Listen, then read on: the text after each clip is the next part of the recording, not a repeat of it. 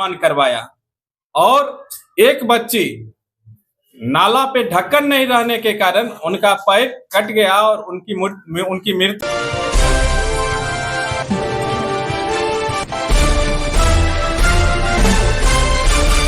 बेगूसराय नगर निगम के कार्यकाल के 2 वर्ष पूरे हो गए हैं और 2 वर्ष होते ही अब आरोप प्रत्यारोप का दौर भी फिर से शुरू हो गया है।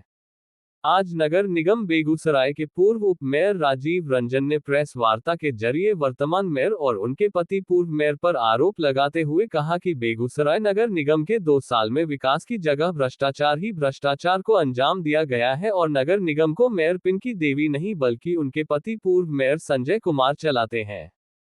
पूर्व उप मेयर सह वार्ड नंबर 24 के पार्षद राजीव रंजन ने निगम में व मेयर पर हमला बोलते हुए कहा कि वर्तमान मेयर और पूर्व मेयर नगर वासियों को राजधानी पटना से भी ज्यादा टैक्स लगाकर जनता के जेब पर डाका डालना चाहती है।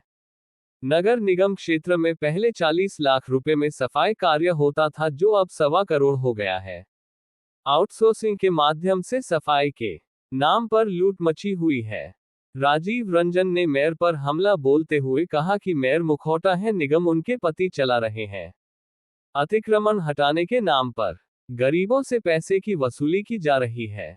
मेयर पति द्वारा फुटकर दुकानदारों को चोर बोलने पर राजीव रंजन ने तीखी प्रतिक्रिया व्यक्त करते हुए कहा कि पत्नी की सत्ता के अहंकार में डूबे पति की तानाशाही चरम पर है। फुटकर दुकानदार को चोर बोलना उनकी सामंती सोच को प्रदर्शित करता है। मेयर और उनके पति को माफी मांगनी चाहिए। पूर्व उप मेयर ने प्रेस वार्ता में कई मुद्दों को रखा है, क्या कुछ कहना है इनका, खुद पूर्व उप मेयर राजीव रंजन की जुबानी ही सुनते हैं। देखिए, शहर की जनता को गांव क्या जैसा भी सुविधा 2 सालों में नहीं मिला है और हम स्पष्ट रूप से कह दें कि राजधानी पटना से भी ज़्यादा टैक्स नगर निगम के जनता के ऊपर थोपने की तैयारी चल रही थी। पूरा माननीय मेयर पिंकी देवी और उनके कैबिनेट ने स्वीकृति दे दी और वो बोर्ड में गया और बोर्ड में रुका पड़ा है। तो मैं स्पष्ट रूप से कह देना चाहता हूं कि 2 साल में विकास नहीं, सिर्फ भ्रष्टाचार और भ्रष्टाचार से जुड़े हर कार्य को माननीय मेयर पिंकी देवी और उनके कुछ लोगों के द्वारा किया गया है। मैं स्पष्ट रूप से मैं बता दूं कि नगर निगम के अंतर्गत 40 लाख के लगभग साफ सफाई हर मंथ खर्च होता था, अब वो बढ़ के 1 करोड़ से ऊपर हो गया है। मैं बता दूं कि नक्शा पहले हर लोग आसानी से बना लेते थे, अब नक्शा पास कराने के लिए लोग नगर निगम में अपना जूता घिसते रहते हैं और नक्शा उनका पास नहीं होता है। मैं बता देना चाहता हूं कि बस स्टैंड में टोल टैक्स नहीं गुंडा टैक्स वसूला जाता है। मैं बता दूं बड़ी बस स्टैंड में ई रिक्शा का कोई टैक्स नहीं लेना था, लेकिन आप अभी जाइए धड़ल्ले से ई रिक्शा वालों का टैक्स वसूला जा रहा है। मैं बता दूं नगर निगम क्षेत्रों में नगर निगम का जो बड़ी बस पड़ाव है वो 1 साल से लगभग विभागीय वसूली हो रहा है। विभागीय वसूली मतलब नगर निगम के कर्मचारियों के द्वारा वसूली होता है, लेकिन एक भी कर्मचारी वसूली और वसूली पॉइंट पर आपको नहीं मिलेंगे। वहाँ कुछ अपराधी दबंग लोग पैसा वसूलते हुए आपको सड़क पर मिलेंगे। ये नगर निगम में काम चल रहा है। मैं बता दूं बेटा की शादी के लिए उन्होंने अपने घर के चारों तरफ पिचिंग सड़क का निर्माण करवाया और एक बच्ची नाला पे ढक्कन नहीं रहने के कारण उनका पैर कट गया और उनकी मृत्यु हो गई। उसको देखने के लिए वो कई सप्ताह बाद उसके घर पर जाते हैं। ये दुर्भाग्यपूर्ण है। और मेयर पति फुटकर दुकानदारों को चोर बोलते हैं और ये सबसे बड़ी दुर्भाग्यपूर्ण व्यवस्था है जो अपने आप को गरीब और किसान का बेटा कहने वाला आदमी कहता है और वो फुटकर और गरीब को चोर बोलता है। सार्वजनिक रूप से वो माफ़ी मांगे कि हमारे मुंह से अनर्गल प्रलाप के जरिए चोर शब्द निकल गया, नहीं तो हम लोग आर पार की लड़ाई उनसे लड़ने के लिए तैयार रहेंगे।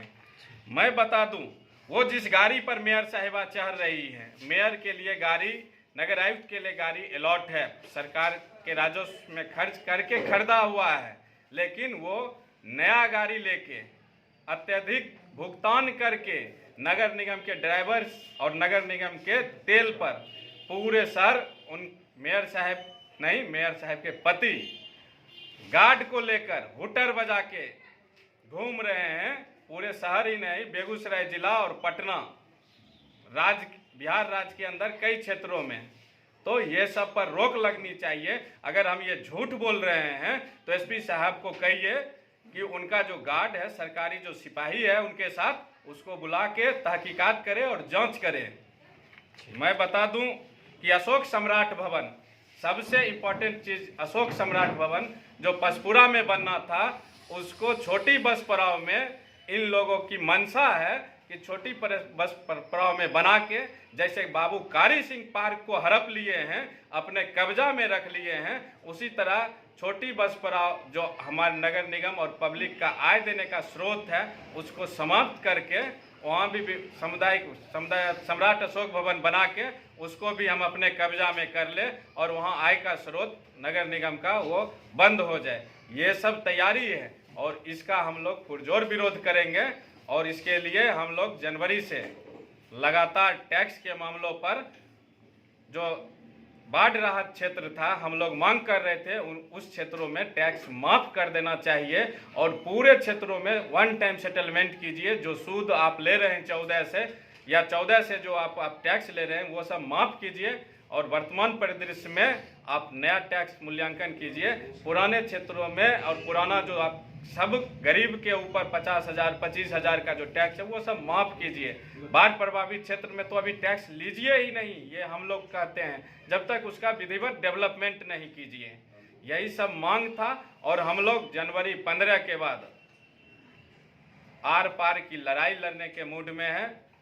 माननीय मेयर साहब, आप अपने पति को समेटिए। आपके वो प्रतिनिधि हो सकते हैं, आपके घर में वो प्रतिनिधि आपके हो सकते हैं, ना कि नगर निगम और हम लोगों के जैसे जनप्रतिनिधि जो नगर निगम में हैं वो हमारे प्रतिनिधि हो सकते हैं, या आम पढ़े लिखे कोई बुद्धिजीवी के वो प्रतिनिधि नहीं हो सकते हैं। क्योंकि जनता ने स्पष्ट रूप से, पब्लिक ने मेयर और डिप्टी मेयर और वार्ड पार्षद का चुनाव किया है और वो ही उसके प्रतिनिधि, सच्चे प्रतिनिधि हैं। डुप्लीकेट प्रतिनिधि की जरूरत हम लोगों को नहीं है। धन्यवाद।